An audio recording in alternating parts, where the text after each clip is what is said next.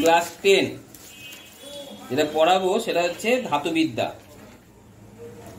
ধাতুবিদ্যার প্রথমে যেটা আছে মেনলি 4টে ধাতু নাম বলবো, লোহা, কপার, জিঙ্ক এবং অ্যালুমিনিয়াম। তা লোহা এখানে কত প্রকার? লোহা এখানে দেখা যাচ্ছে কত প্রকার? 3 প্রকার। কি কি? কাস্ট আয়রন, রট আয়রন এবং স্টিল আয়রন। কাস্ট আয়রন আর এক কথার অর্থ হচ্ছে ঢালাই লোহা। কি কাজে ব্যবহার করা হয়? প্রধানত স্টিল ও সামান্য পরিমাণ রট আয়রন উপস্থিতিতে অল্প পরিমাণ জলের পাইপ, আলোকস্তম্ভ, কড়াই, রেলিং প্রভৃতি নির্মাণে ব্যবহৃত হয়। রট আয়রন কি কাজে ব্যবহার করা হয়? নোঙর, শেকল, বাদ্যযন্ত্রের তার, তড়িৎচুম্বকের মজ্জা প্রভৃতির নির্মাণে ব্যবহৃত হয়। স্টিল আয়রন কি করতে ব্যবহার করা হয়? বিভিন্ন সংকরের ইস্পাত, কড়া, ছুরি, কাঁচি, অস্ত্র, যন্ত্রপাতি, ঘড়ি, চুম্বকের প্রয়োজনীয় জিনিস, রেল লাইন, রেল ইঞ্জিন, রেলের চাকা, সেতু প্রভৃতি। আর 4 নম্বর হচ্ছে বন্দুক, মেশিন গান, ট্যাঙ্ক, যুদ্ধাস্ত্র নির্মাণে ব্যবহৃত হয়। তাহলে আমি লোহার 3টে ভাগ করলাম, ঠিক আছে। এরপরে আছে কপার। কপারের ব্যবহার তোমরা জানো, এটা তড়িতে সুপরিবাহী, তাই তড়িৎবাহী তার, মোটর, জেনারেটর, ট্রান্সফর্মার ইত্যাদি নির্মাণে, তাপে সুপরিবাহীর জন্য বয়লার, পাইপ ইত্যাদি। বয়লার বলতে যেখানে জল গরম করা হয়, বড় বড়। পিতল, ব্রোঞ্জ, জার্মান সিলভার, কাঁসা প্রভৃতি সংকর ধাতু নির্মাণে। পিতল, ব্রোঞ্জ, জার্মান সিলভার, কাঁসা প্রভৃতি সংকর ধাতু, মানে এগুলো সব কিন্তু কপারের সংকর ধাতু। সংকর ধাতু কি? ক্লাস 6-এ একটা কনসেপ্ট ছিল। সংকর ধাতু কি? যখন 2 বা 3টে ধাতু, যেমন এখানে 2 বা 3টে ধাতু, 3 ধাতু হতে পারে, ঠিক আছে। যেমন একটা উদাহরণ দিচ্ছি, ডুরালুমিন। ডুরালুমিন কি নিয়ে গঠিত? অ্যালুমিনিয়াম থাকে 95%, হয়েছে। অ্যালুমিনিয়াম 95, কপার হচ্ছে 4%, ম্যাঙ্গানিজ হচ্ছে 0.5% আর ম্যাগনেসিয়াম হচ্ছে 0.5%। তাহলে সংকর ধাতু হচ্ছে আমার কতগুলো ধাতু একটা নির্দিষ্ট অনুপাতে মেশাবো, বুঝতে পারলাম, এবং একটা সমসত্ব মিশ্রণ তৈরি করবো। সমসত্ব মানে কোথাও বেশি কম হবে না, প্রত্যেক জায়গায় মিক্সারটা সমান হতে হবে। এটাকে বলা হয় সংকর ধাতু, বুঝতে পারলাম। এখানে মূল উপাদানকে কপার, এই অ্যালুমিনিয়াম, তাই অ্যালুমিনিয়ামের সংকর ধাতুর নাম কি? ডুরালুমিন। ক্লিয়ার? তাই সংকর ধাতু ব্যবহার করবো কেন? সংকর ধাতু ব্যবহারের অনেক পয়েন্ট আছে। 1 নম্বর, এর নমনীয়তা অনেক বেশি হয়, কাঠিন্য বেশি হয়, তারপরে ঔজ্জ্বল্য বেশি হয়, ঘাত সহনশীলতা, মানে জোরে আঘাত করলেও সে ভেঙে যায় না, মানে যাকে পিটাবো, পিটিয়ে বড় করতে পারবো। প্রচন্ড পিটি বড় করার পরেও, পাতটা বড় করার পরেও সেটা কিন্তু কঠিনই থাকবে, মানে তার কাঠিন্য, মানে তার কঠিনের ধর্মটা সেটা কিন্তু চেঞ্জ হবে না, বুঝতে পারলাম। তাহলে এইসব কারণের জন্য আমি ধাতু সংকর ব্যবহার করবো। ধাতু সংকর কাকে বলা হয় পেলাম, আর ধাতু সংকর কি কাজে ব্যবহার করা হয়, কেন ব্যবহার করবো ধাতু সংকর? ধাতু সংকর এই কপার, অ্যালুমিনিয়ামের তুলনায় বেশি ভালো কেন? তোমার যদি বলে ডুরালুমিন, এটা কি নাম বললাম? ডুরালুমিন। এবার ডুরালুমিন, প্রথম প্রশ্নে ডুরালুমিন কি কাজে ব্যবহার করা হয়? এই যে আমাদের এরোপ্লেন চলে, এরোপ্লেনের যে পুরো বডি, বিমানের কাঠামো, বডিটা তৈরি করতে ব্যবহার করা হয়। মোটর গাড়ি, অন্যান্য যানবাহন যেগুলো আছে তার বিভিন্ন যন্ত্রাংশ নির্মাণে কিন্তু ডুরালুমিন ব্যবহার করা হয়। ক্লিয়ার? এর পরের প্রশ্ন হচ্ছে ডুরালুমিন আমি ব্যবহার করছি কেন? অ্যালুমিনিয়াম দেখবা প্রচন্ড হালকা, কিন্তু ঘাই মারলে টুপসে যায়। তাহলে বিমানে কি টুপসে যাবে? টুপসে যাবে না, কিন্তু হালকায় থাকবে। তাহলে ডুরালুমিনের কোন ক্যারেক্টার পাল্টালো? ক্যারেক্টার পাল্টালো এটাই যে ওটা কিন্তু শক্ত হয়ে গেল, বিশাল কাঠিন্যটা কি হয়ে গেল? বেড়ে গেল। যেটা অ্যালুমিনিয়ামে ছিল নরম, কিন্তু ডুরালুমিনে কি হয়ে গেল? কাঠিন্যটা বেড়ে গেল। সেরকমই আর একটা হতে পারে, যেমন লোহায় তুমি জানো, লোহাকে বাতাসে, খোলা বাতাসে রেখে দিলে বাতাসে অক্সিজেন ও জলের বাষ্পের সংস্পর্শে এসে সেটা মরচে পড়ে। কিন্তু লোহারই একটা সংকর ধাতু হচ্ছে স্টেনলেস স্টিল, সেখানে কিন্তু তোমার উপাদান হিসেবে থাকে ক্রোমিয়াম। স্টেনলেস স্টিলে ক্রোমিয়াম 15 থেকে 20%, নিকেল থাকে, আর কি থাকে? নিকেল থাকে, লোহা থাকে। ক্রোমিয়াম, নিকেল তোমার 8 থেকে 20%, আর আরেকটা থাকে হচ্ছে তোমার কার্বন। কার্বন থাকে 0.05 থেকে 1.5%, বাদ বাকিটা কি থাকে স্টিল মানে লোহা। হয়েছে? তা লোহাকে বাতাসে রেখে দিলে সেটা কিন্তু মরচে পড়ে যায়। কিন্তু এটা হচ্ছে স্টেনলেস স্টিল। কি বললাম? Stainless steel. এটা কিন্তু কি রাখলে, বাতাসে রাখলে মরচে পড়ে না, আবার চকচকে হয়। লোহা কিন্তু চকচকে নয় অত, কিন্তু স্টেনলেস স্টিল চকচকে। আমি বলেছিলাম উজ্জ্বল বেড়ে যায়, বলেছিলাম না কথাটা? তাহলে এখানে উজ্জ্বলতা প্রকাশ পেল। ক্লিয়ার? এটা কারাকুরিক, কার ধাতু সংকর? লোহার ধাতু সংকর এটা। ঠিক আছে? তাহলে ধাতু সংকর কাকে বলা হয় পেলাম। ধাতু সংকরের কিছু ধাতু সংকরের নাম বললাম, আরো কিছু নাম বলবো। এছাড়া ধাতু সংকরের একটা উপাদান যদি পারদ হয়, পারদ তরল। ধাতু সংকর সাধারণত কি হয়? ধাতু সংকর অনেকভাবে তৈরি হয়, মানে দুটো ধাতু নিয়ে তৈরি হতে পারে। একটা ধাতু একটা অধাতু নিয়ে থাকতে পারে। অধাতু সে কি থাকতে পারে? আমি অধাতু হিসাবে তুমি নিতে পারো তোমার সালফার নিতে পারো, কার্বন নিতে পারো, এসব নিয়েও কিন্তু ধাতু সংকর তৈরি করা যেতে পারে। ক্লিয়ার কথা? কি বললাম? এরকম নিয়েও কিন্তু তুমি ধাতু সংকর তৈরি করতে পারো। কি কি বললাম? Carbon, sulphur. আর ধাতু সংকরের একটা উপাদান যদি পারদ হয়, তাহলে পারদ প্লাস ধাতু নিয়ে কি তৈরি হবে? ধাতু সংকর বা অ্যামালগাম। কি বললাম? অ্যামালগাম। তাহলে অ্যামালগাম কাকে বলা হয়? যে সংকর ধাতুর একটি উপাদান হলো পারদ, তাকে বলা হয় পারদ সংকর বা অ্যামালগাম। ক্লিয়ার? তাহলে পারদ কি পদার্থ? তরল। আর ধাতু কি? কঠিন। কঠিন। তাহলে এটাকে আবার শর্ট কোশ্চেন দিতে পারে। একটি উদাহরণ, তাহলে উদাহরণ কি হতে পারে? যেমন আয়নার পিছনে যে প্রলেপ থাকে না, সেখানে টিনের সংকর ধাতু ব্যবহার, Sn+Hg। ক্লিয়ার? তারপরে তোমার আর হচ্ছে তোমার ধরো দাঁতের চিকিৎসায় যে আমরা ফুটো হয়ে গেলে, দাঁতে ফুটো হয়ে গেলে অনেক সব দিই না, প্রলেপ দিন একটা, সেখানে ব্যবহার করা রূপোর সংকর ধাতু Ag+Hg। বুঝতে পারলে কি বললাম? এছাড়াও আরো সংকর ধাতু ব্যবহার আছে। যেমন আর একটা ব্যবহার কি হতে পারে? যেমন আরেকটা ব্যবহার হতে পারে তোমার তড়িৎদ্বারে আমি যে সংকর ধাতু ব্যবহার করব সেটা হচ্ছে জিঙ্কের সঙ্গে Zn+Hg। বুঝতে পারলে? জিঙ্কের সংকর ধাতু ব্যবহার করবো তড়িৎদ্বার হিসাবে। ক্লিয়ার? তাহলে ধাতু সংকরের ব্যবহারের সুবিধা কি? এক নম্বর বললাম তাপ ও তড়িতের পরিমাণ ক্ষমতা প্রয়োজন মতো বাড়ানো বা কমানো যায়। 2 নম্বর কাঠিন্য কি হয়ে যায়? বৃদ্ধি পায়। উপাদান ধাতুগুলো অপেক্ষা ধাতু সংকরে কাঠিন্য অনেক সময় কি হয়? বেড়ে যায়। 3 নম্বর ঔজ্জ্বল্য এবং ক্ষয় রোধ ক্ষমতা কি হয়? বেড়ে যেতে পারে। স্টেনলেস স্টিলে বললাম জলবায়ুর হাত থেকে ধাতুকে রক্ষা করতে ব্যবহার করা হতে পারে বা ধাতু ক্ষয় রোধ করে। 4 নম্বর নমনীয়তা, ঘাত সহনশীলতা, সম্প্রসারণশীলতা নিয়ন্ত্রণ করে। সম্প্রসারণশীলতা মানে কি? সম্প্রসারণ মানে কি হতে পারে? সে প্রসারিত হতে পারে। ঠিক আছে? তাহলে আমি 3 রকমের, তাহলে আমি ধাতু সংকর ব্যাপারটা বুঝাতে পারলাম, পারদ সংকর ব্যাপারটা বুঝাতে পেরেছি, পারদ সংকর ব্যবহার বুঝাতে পেরেছি। পারদ সংকরের একটা উপাদান অবশ্যই কি হবে?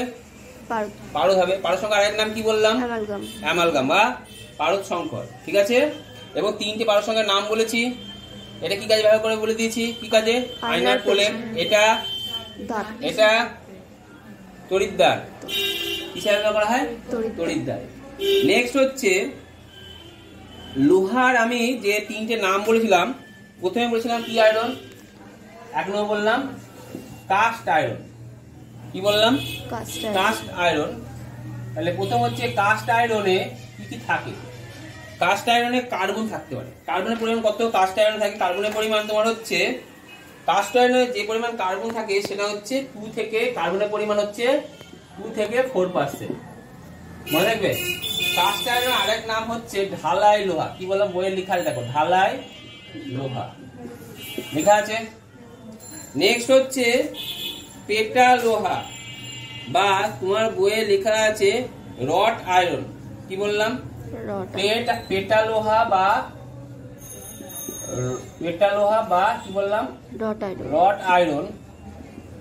এতে কার্বনের পরিমাণ কত থাকে? এতে কার্বনের পরিমাণ থাকে 0.1 থেকে 0.15%। 3 নম্বর বললাম ইস্পাত, এবং তাতে কার্বনের পরিমাণ কত বলেছি? 0.15 থেকে 1.5%। কার পরিমাণটা? কার্বনের বললাম, কার্বনের পরিমাণ। বুঝতে পেরেছি? ক্লিয়ার? এরপরে আমি এছাড়াও বললাম যে পিতল, ব্রোঞ্জ, তারপরে হচ্ছে জার্মান সিলভার, কাঁসা প্রভৃতি ধাতু সংকর নির্মাণে কি ব্যবহার করা হয়? কপারে ধাতু সংকর ব্যবহার করা হয়। এবার জিঙ্ক, তোমরা ছোটবেলায় জিঙ্ক গ্যালভানাইজেশন পড়েছো। গ্যালভানাইজেশন কি কাজে ব্যবহার করা হয়? লোহার উপরে বিশুদ্ধ জিঙ্কের প্রলেপ দেহাকে বলা হয় গ্যালভানাইজেশন, আর এই জিঙ্ক প্রলিপ্ত লোহাকে বলা হয় গ্যালভানাইজ লোহা। তা লোহার উপর মরিচা নিবারণের গ্যালভানাইজ পদ্ধতিতে জিঙ্ক হোয়াইট নামক সাদা রং প্রস্তুত, জিঙ্ক হোয়াইট। নেক্সট, বিভিন্ন তড়িৎ কোষ তৈরিতে গোল্ড সিলভার নিষ্কাশনে, পিতল, জার্মান সিলভার, গান মেটাল প্রভৃতি ধাতু সংকর নির্মাণে, এগুলো ধাতু সংকর। এগুলো হচ্ছে জিঙ্কের ধাতু সংকর নাম যদি বলা হয় তাহলে পিতল হবে, জার্মান সিলভার হবে, গান মেটাল হবে। অ্যালুমিনিয়াম, রান্নার বাসনপত্র, দরজা জানলা ফ্রেম, এগুলো বলতে লাগে না কি কাজে ব্যবহার করা হয়?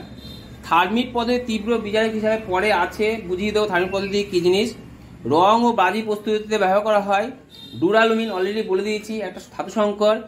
ম্যাগনেলিয়াম, অ্যালুমিনিয়াম, ব্রোঞ্জ প্রভৃতি ধাতু সংকর নির্মাণে অ্যালুমিনিয়াম ব্যবহার করা হয়। তাহলে আমি এখানে সবগুলো ধাতুগুলোর নাম পড়লাম, তার ব্যবহার পড়লাম, এগুলো তোমাদের মুখস্থ করতেই হবে। এবার যেটা ধাতু সংকর কাকে বলা হয় পেয়ে গেছো, এখানে বইয়ে লেখা আছে। এবং ধাতু সংকরে তুমি অধাতু হিসেবে কি কি ব্যবহার করতে পারো আমি অলরেডি বলে দিয়েছি।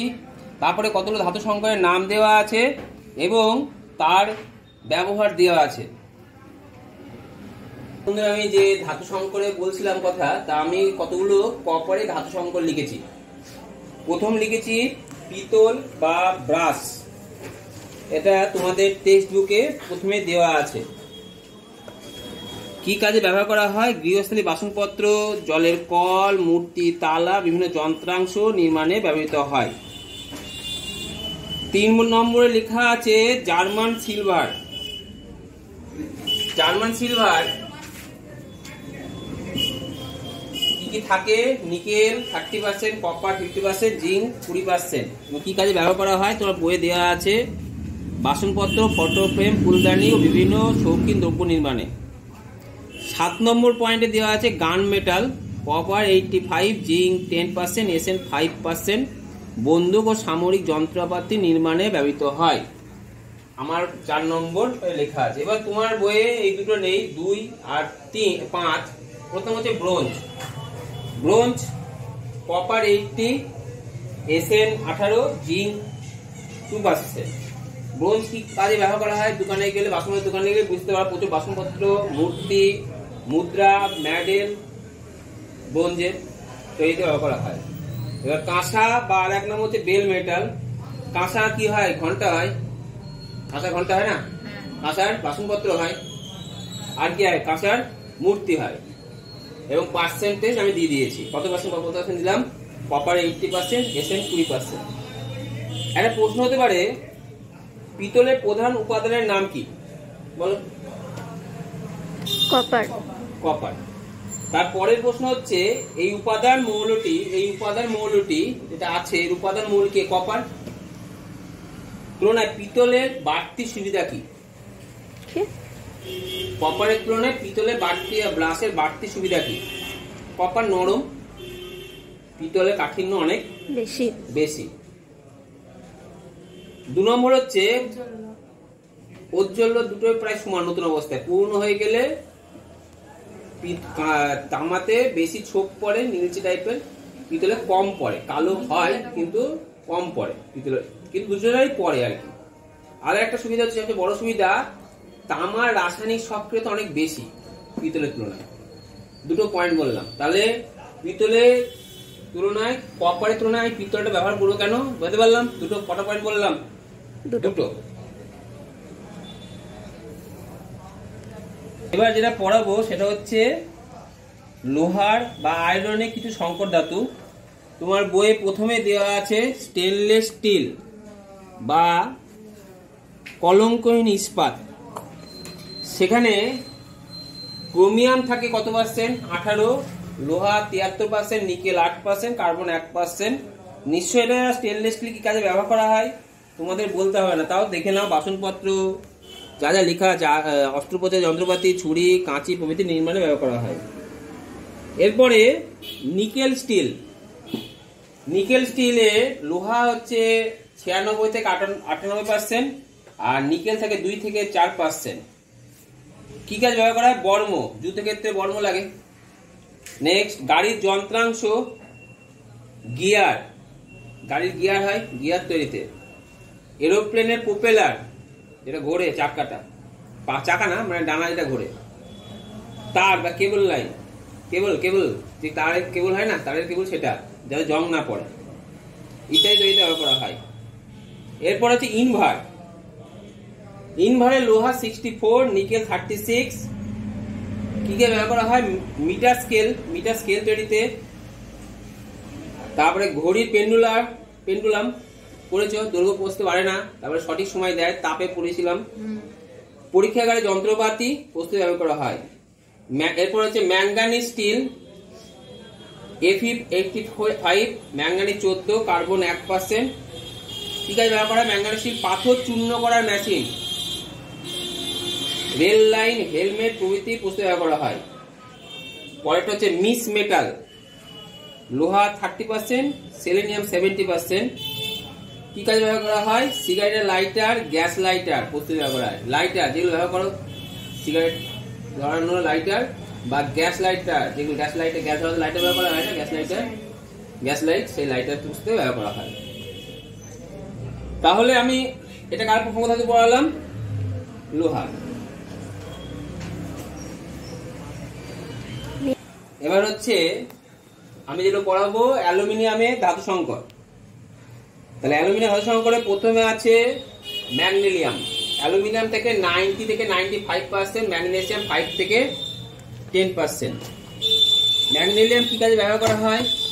তোমার পাঠ্য বইয়ে দেখো লেখা আছে, হালকা যন্ত্রপাতি, সস্তা মানের তুলাদণ্ড, বিমানের যন্ত্রাংশ নির্মাণে ব্যবহার করা হয়। এরপরে ডুরালুমিন, তোমার বইয়ে দেওয়া আছে অ্যালুমিনিয়াম 95, কপার 4, ম্যাগনেসিয়াম 0.5, ম্যাঙ্গানিজ 0.5%। কি কাজে ব্যবহার করা হয়? বিমানের কাঠামো, মোটর গাড়ি, অন্য যানবাহনে বিভিন্ন যন্ত্রাংশ নির্মাণে ব্যবহার করা হয়। এরপরে alnico, aluminium 20, steel 60, nickel 10, cobalt 10%, স্থায়ী চুম্বক তৈরিতে ব্যবহার করা হয়। এরপরে হচ্ছে অ্যালুমিনিয়াম ব্রোঞ্জ, যেটা তোমার টেক্সট বুকে নেই, সেটা লিখে নেবে। অ্যালুমিনিয়াম 10% আর কপার 90%। কি কাজে ব্যবহার করা হয়? মুদ্রা, মূর্তি, ফুলদানি, বাসনপত্র তৈরিতে ব্যবহার করা হয়। এবারে আমি যেটা পড়াবো সেটা হচ্ছে ধাতু সংকর ও ধাতুর মধ্যে পার্থক্য কি। এটা মাথায় রাখতে হবে, ধাতু সংকরের গলনাঙ্ক কম হয়, ধাতুর গলনাঙ্ক বেশি হয়। ধাতু সংকরের কাঠিন্য ধর্ম অনেক বেশি, ধাতুর কাঠিন্য ধর্ম অনেক কম। ধাতু সংকরের নমনীয়তা, পোষণশীলতা, ঘাত সহনশীলতা বেশি, আর ধাতুর এগুলো কম। রাসায়নিক সক্রিয়তা ধাতুর বেশি, ধাতু সংকরের তার জন্য তামা আর পিতল বলেছিলাম। তাহলে ধাতু আর ধাতু সংকরের পার্থক্য তুমি পেয়ে গেলে।